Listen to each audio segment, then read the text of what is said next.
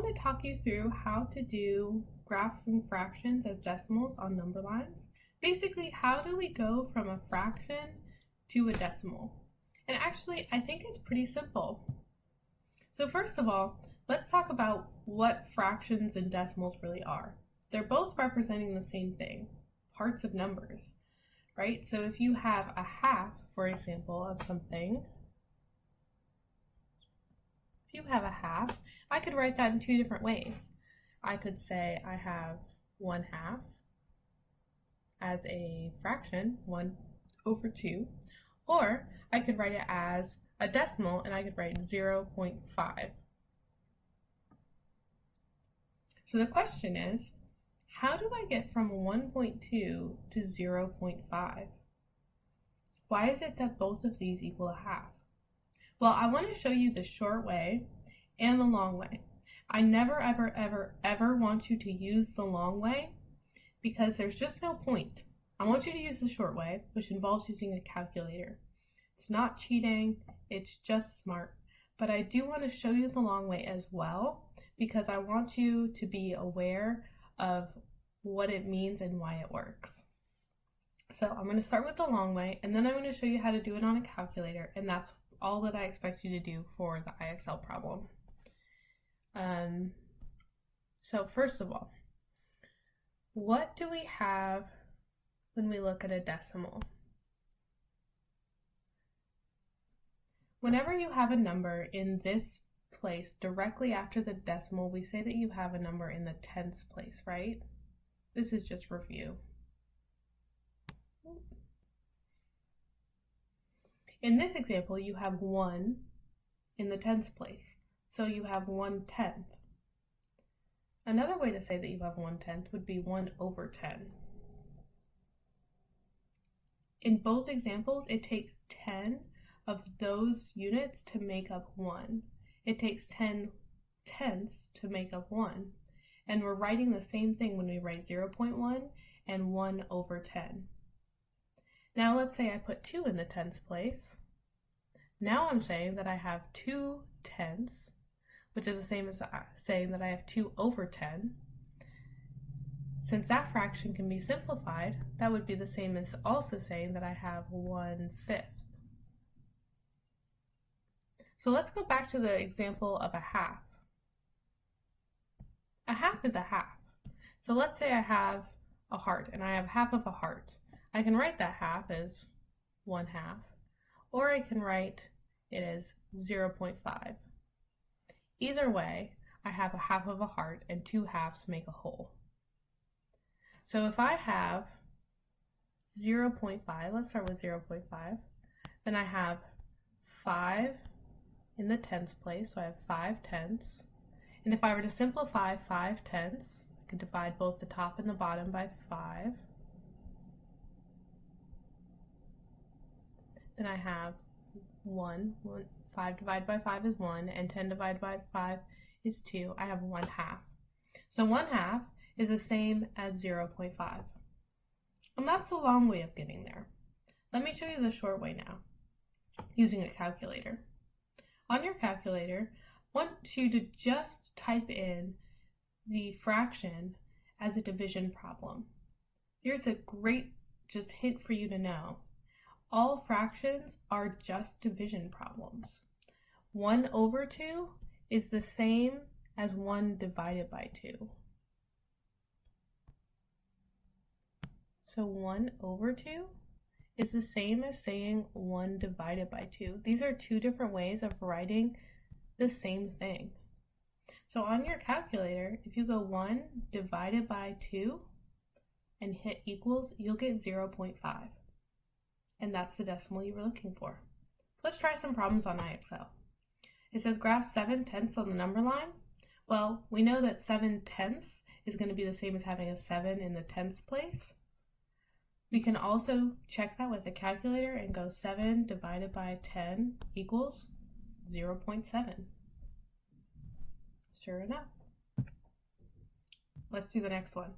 1/10, having a 1 in the tens place is going to be 1/10, but let's check on the calculator because I expect you to use a calculator. 0.1. perfect. 8 tenths, got 8 in the tenths place. 8 divided by 10, 0.8. Awesome. Same thing, 6 in the tenths place.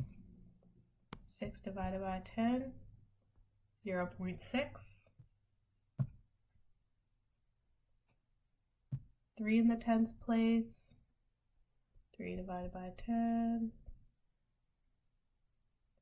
All right, now we're getting a little bit more complicated because we're starting with a whole and part of number. So in a fraction, when you have a whole number plus a fraction, we call it a mixed number, and that means the same as saying that you have a whole, so I've got whole 8, what's the number? 8 and 4 tenths. So I've got 8 wholes, 8 whole amounts of something. Let's pick apples. So I've got 8 apples, and then I've got 4 tenths of an apple. In decimal language, that 8 is going to be the number before the decimal, that's the whole number, and that 4 tenths is the number after the decimal. So we're going to take that 4 over 10, and we're going to just plug that into the calculator. 4 divided by 10 is 0.4. And we're going to put that 4 after the decimal. So the big number, the whole number, goes before the decimal, and the parts of number, the fraction, will go after the decimal.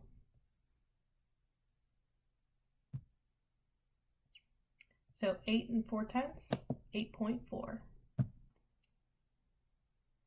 How about 1 and 4 tenths? Well, 1 is going to be the whole number. 4 tenths, got a 4 in the tenths place. Can check that using calculator, and 4 tenths, 1.4. Awesome. 2 and 5 tenths, got 2 whole and 5 in the tenths place. It's 2.5. Can check it using calculator, 0.5 with that 2 in front of the decimal. 4.7, got 7 in the tenths place. 4 is a whole number, it's 4.7. 7 5 tenths, we got 7 as a whole number and 5 in the tenths place. 7 and 5 tenths. 17 hundredths. All right, so now we're extending the decimal place value out. So remember that when we talk about decimals, when we talk about decimals, if I keep on going past the tenths place, then the next place, 2 places out from the decimal, is the hundredths place. So in this example, I've got 1 in the hundredths place, and I don't have anything in the tenths place. That is saying the same as having 1 over 100. It would take 100 hundredths to make 1 whole. And that's true for 0.1, and it's true for 1 over 100. 1 divided by 100 is 0.01. So if I have 17 hundredths, then I'm saying that I have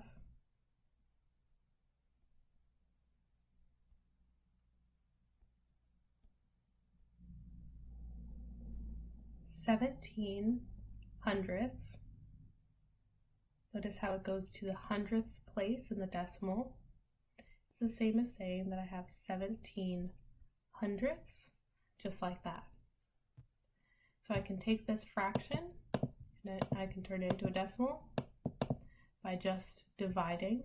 17 divided by 100 equals 0.17. 0.17. 11 hundredths. 11 divided by 100, 0.11.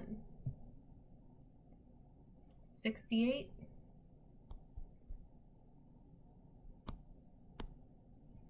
0.68. 16. I know this is repetitive.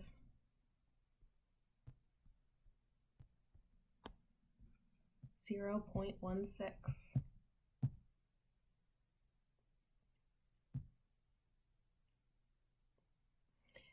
Here, don't get intimidated. It's the same thing as before. You have 7 as the whole number, and then you have 39 hundredths. So we're going to do 7 before the decimal, 7 whole, and then you're going to do 39 in the hundredths place.